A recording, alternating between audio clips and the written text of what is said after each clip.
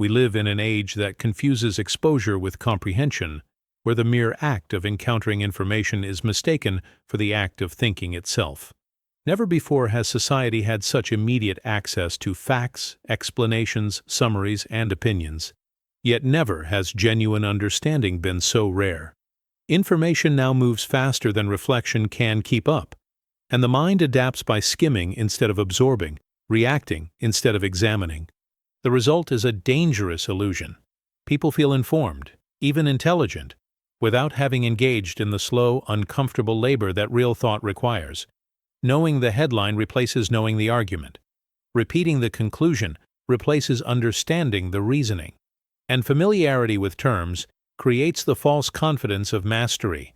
This is how intelligence becomes performative rather than functional. The mind is no longer trained to ask why, only to recognize what it has seen before. In this environment, thinking is reduced to pattern recognition, not meaning-making. Opinions are inherited, not formed. Beliefs are downloaded, not constructed. And because the brain rewards speed and certainty, this shallow engagement feels efficient, even empowering. But something subtle is lost in the process. The ability to sit with uncertainty, to wrestle with contradiction, to admit confusion long enough for clarity to emerge. When information replaces understanding, thinking collapses into consumption. The mind becomes a passive surface where ideas pass through without ever taking root. This illusion is comforting because it removes responsibility. If thinking is just knowing what to say, then there is no need to question oneself, no need to tolerate discomfort, no need to slow down. And once society accepts this substitution, it creates the perfect foundation for the next trap, a culture where emotional reactions feel smarter than reasoning, and identity begins to matter more than truth.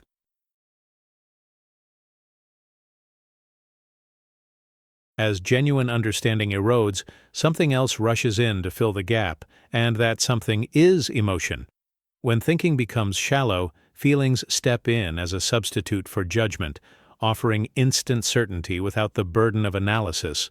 Emotional reactions are fast, intuitive, and deeply satisfying, which makes them perfect replacements for thought in a culture that no longer rewards patience. Over time, people stop asking whether an idea is true and begin asking whether it feels right. Agreement becomes comfort. Disagreement becomes threat. And once emotion is crowned as the highest authority, beliefs quietly fuse with identity. Ideas are no longer held, they are worn. To challenge a belief now feels like an attack on the self, not an invitation to think deeper. This is how identity thinking is born. Instead of evaluating ideas on their coherence or consequences, people defend them as extensions of who they are.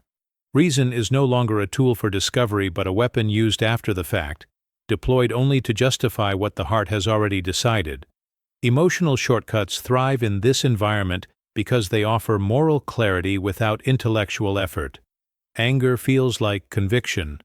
Outrage feels like intelligence. Certainty feels like strength. But this comes at a cost.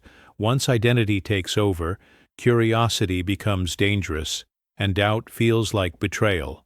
The mind closes in on itself, protecting its narrative rather than refining it. Emotional alignment replaces truth-seeking, and belonging becomes more important than accuracy. This is how societies drift toward polarization without realizing it. Not because people stop caring, but because caring becomes detached from thinking. And as emotions harden into identities, the mind becomes even more vulnerable to the next force waiting to exploit this weakness. Systems designed to reward reaction over reflection and ease over effort.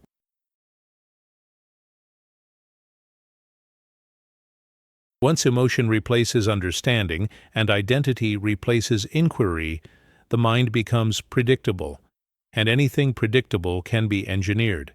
This is where algorithms enter, not as villains, but as mirrors that reward our weakest cognitive habits. Modern systems are not designed to make people wiser, only more engaged, and engagement thrives on speed, certainty, and emotional charge. The algorithm learns quickly that nuance slows attention, ambiguity creates friction, and reflection interrupts consumption. So it quietly reshapes the environment around the mind, feeding it what feels good rather than what is true, what confirms rather than what challenges, what simplifies rather than what deepens. Over time, the mind adapts to this landscape. It begins to crave effortlessness. Complex ideas feel exhausting. Long explanations feel suspicious. Anything that requires sustained focus is experienced as unnecessary strain. Truth, which is often slow and uncomfortable, starts to feel inferior to narratives that arrive already packaged with emotional clarity. This conditioning is subtle because it feels voluntary. No one is forced to click, react, or scroll, yet the architecture gently nudges behavior in predictable directions. The mind learns that instant reactions are rewarded with validation, visibility, and belonging, while hesitation leads to silence. Thought becomes optimized for speed, not accuracy. And as this loop tightens, effort itself begins to feel irrational. Why struggle to understand when a ready-made opinion is always available? Why tolerate uncertainty when certainty is algorithmically abundant? The brain, already inclined toward efficiency, accepts the deal. It trades depth for comfort, autonomy for ease. And in doing so, it loses something essential: the tolerance for cognitive effort. This is not just a technological problem, but a psychological one. A mind conditioned to avoid effort eventually forgets how to think deeply at all, setting the stage for a more intimate collapse, where even self-awareness no longer liberates, but traps.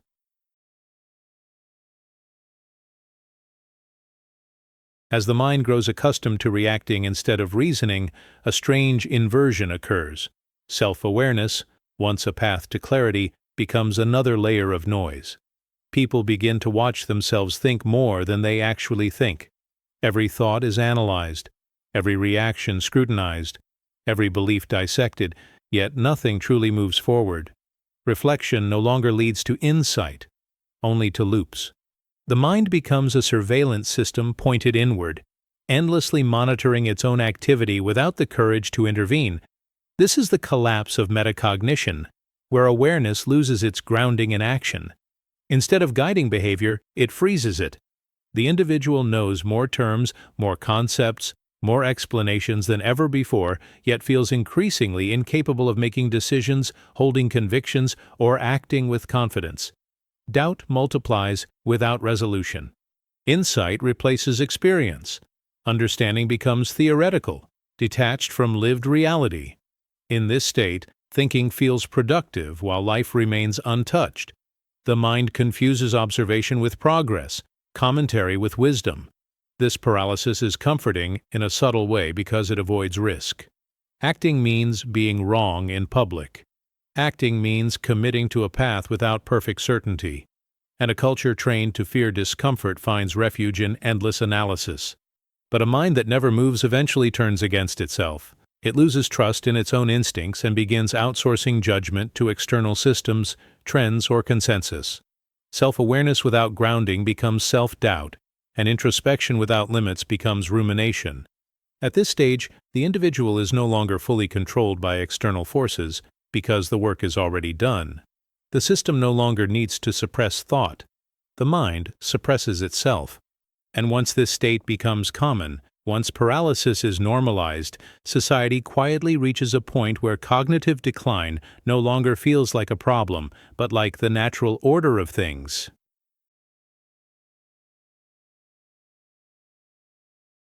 Eventually, what begins as a distortion solidifies into a norm. When shallow thinking, emotional reasoning, algorithmic ease, and internal paralysis converge, society reaches a quiet but decisive shift. Cognitive laziness stops being recognized as a failure and starts being accepted as reality. At this stage, the most dangerous aspect is not ignorance, but the absence of awareness that anything has been lost. People no longer feel intellectually constrained because they have adapted to narrower mental horizons. Short attention spans feel natural. Surface-level explanations feel sufficient. Complex ideas are dismissed as pretentious, unnecessary, or elitist. The mind settles into a state where effort itself seems irrational, even suspicious. Thinking deeply is no longer framed as a skill, but as an indulgence. In this environment, stupidity doesn't announce itself loudly. It blends in. It wears the language of confidence, speed, and certainty. It hides behind viral consensus and familiar narratives.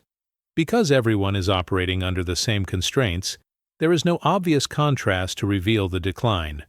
The baseline shifts downward, and with it, expectations follow. Curiosity weakens. Nuance disappears.